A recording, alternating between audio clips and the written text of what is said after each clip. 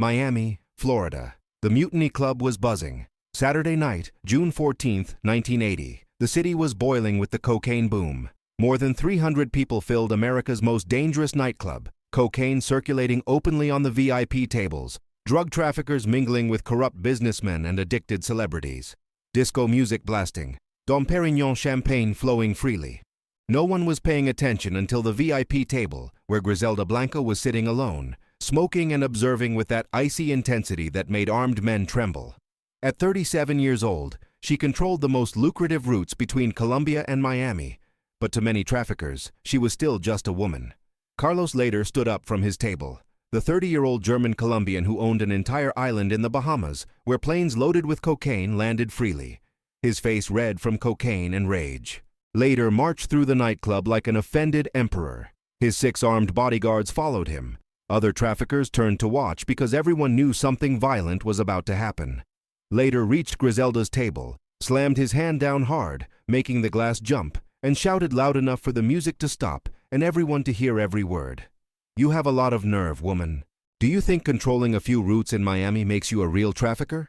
Do you think because you're Pablo Escobar's partner, you can do whatever you want here? Well, I'm here to remind you of your place. Women don't run the drug trade. You're good for carrying drugs in your panties, for seducing targets, for spreading your legs when we need it. But you're not the boss of anything. You're a woman thinking she's important because Pablo lets you play at being a trafficker. And now I'm going to teach you how things really work in this city." The entire club fell silent. 300 people stopped because Carlos later, the most powerful trafficker from the Bahamas who moved 15 tons a month, was publicly humiliating Griselda Blanco with language so macho that even in 1980, in a trafficker's nightclub, people were shocked. Griselda Blanco did not stand up. She did not reach for her pistol. She made no threatening gesture. She just looked at Later with emotionless eyes. No anger, no fear, and waited for him to finish. The silence was absolute. And then Griselda spoke. Her voice was low, so low that it forced people to lean in to hear, to strain to catch every word. So calm and controlled that it seemed completely detached from the fury and hatred that Later had just poured on her. So cold that several witnesses later described it as the most terrifying thing they'd ever heard in their lives, because it contained no human emotion, only the absolute certainty of a death sentence being pronounced. "You have 7 days, Mr. Later. 7 days to remove all your men from my routes in Miami. After that, any man of yours I find operating in my territory dies. It's not negotiable. It's not a request. It's a fact. You want to disrespect me in public? You want to humiliate me in front of 300 people? You want to insult me and treat me like I'm nothing? Fine. It's your choice, and I respect your right to make that choice. But choices have consequences, Mr. Later. And the consequence of disrespecting Griselda Blanco is that your people start dying. Not arrested, not beaten, not warned. Dead, executed, eliminated. You have 7 days from this moment. Use them wisely." Later burst into laughter. 7 days! This bitch is going to give me 7 days. The little woman thinks she can give ultimatums. He turned to the club. Everyone heard it. Griselda Blanco, this whore who only got here because Pablo feels sorry for her, thinks she can threaten me. In 7 days you'll be dead or on your knees for me. Women don't beat men in the drug trade. Griselda did not respond. She stubbed out her cigarette, stood up, and walked toward the exit. The crowd parted.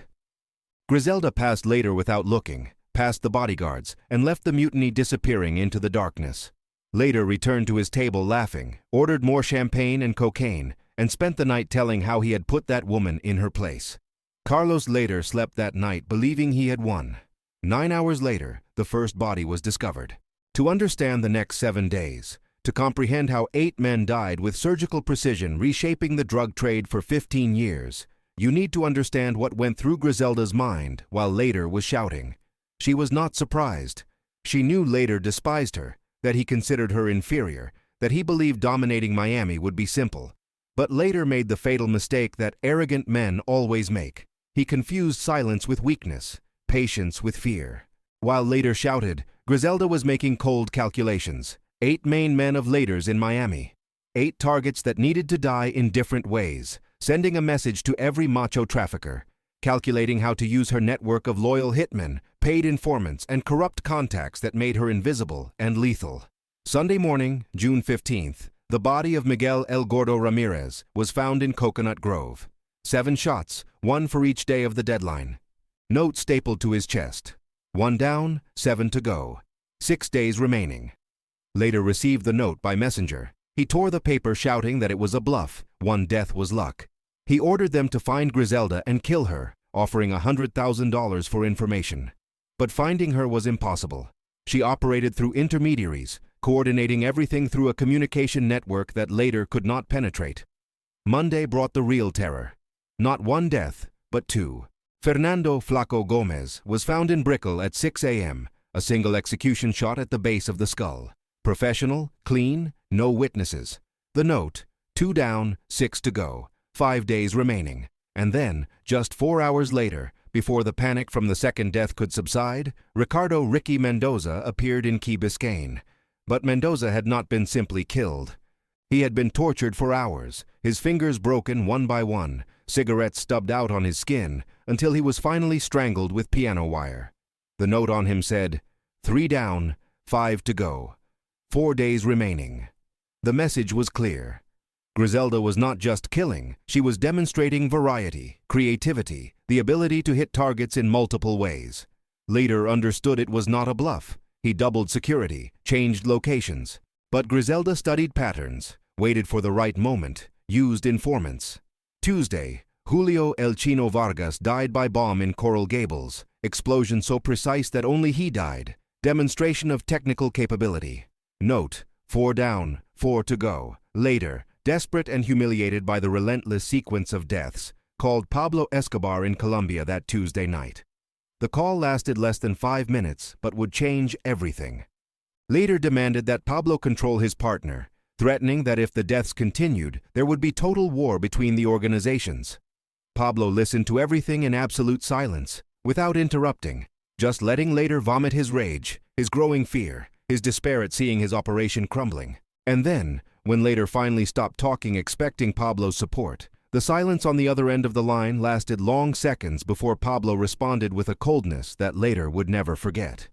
Pablo's voice was calm, but loaded with absolute contempt. You disrespected Griselda publicly, Carlos. You called her a whore in front of 300 witnesses. You said women are only good for carrying drugs and spreading their legs.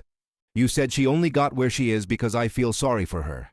Now she's teaching you the real price of disrespect. I'm not going to interfere in this in any way. This is between the two of you. You resolve it like adults. But I strongly advise you, as a friend, to leave Miami right now while you still have men alive to withdraw. You offended her honor. Now pay the price. Pablo hung up without waiting for a response. Wednesday and Thursday, 2 more. Antonio Tony Suarez in Miami Beach. Diego El Negro. Ortiz in Hialeah. Notes continued. 6 down, 2 to go. Later called an emergency meeting with his 2 remaining men, Jorge Coco Herrera and Ramon El Loco Silva.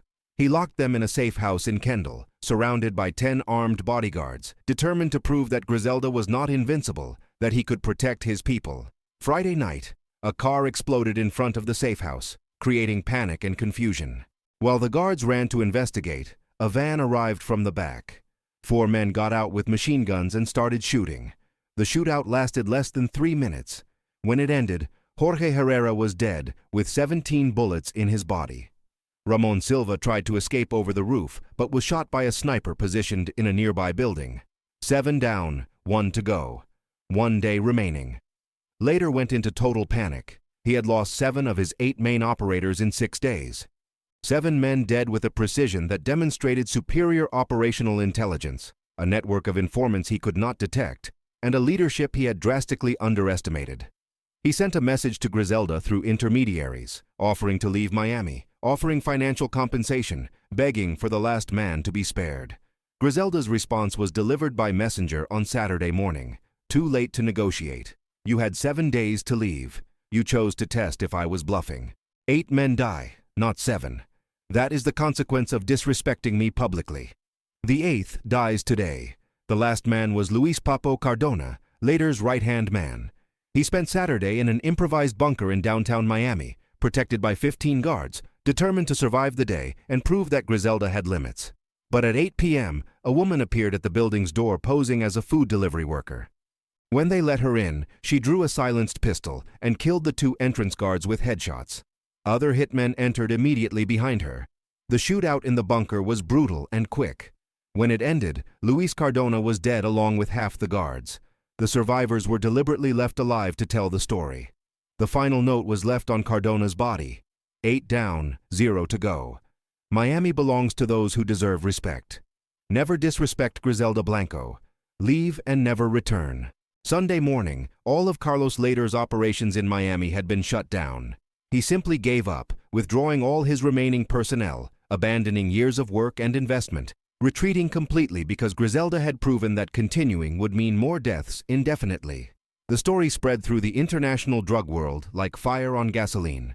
Carlos Leder had publicly disrespected Griselda Blanco at the Mutiny Club, using macho and degrading language, and in 7 days, 8 of his men were dead, and Leder had been expelled from Miami by a woman who proved that disrespect has fatal consequences. The lesson lasted not just years but decades. Traffickers who dealt with Griselda after 1980 were extremely careful with words, careful with displays of machismo, careful in assuming that because she was a woman she was weak or inferior, because everyone remembered what happened when Carlos Leder forgot that respect has no gender. Griselda Blanco emerged from hiding on Sunday, June 22nd, walking calmly through the streets of Miami as if nothing had happened, as if 8 men had not been systematically executed on her orders. When reporters surrounded her asking about the 8 murders that had terrorized the city, her response was simple and direct. "I don't know exactly what you're talking about, but I'll say this clearly. Miami protects those who deserve protection. This city is my home. Anyone who comes here to disrespect me, to insult me, to treat me like I'm nothing simply because I'm a woman, they quickly learn that choices have real consequences." Carlos Leder made his choice that Saturday night at the Mutiny Club. He chose to humiliate me publicly in front of hundreds of witnesses, and he paid for that choice with 8 of his best men. That's how the world works. You disrespect Griselda Blanco, you pay the price in blood. Remember that, and all of you live much longer. Carlos Leder never returned to Miami. He continued his massive operations in the Bahamas, continued moving tons of cocaine, but lost substantial credibility after 1980.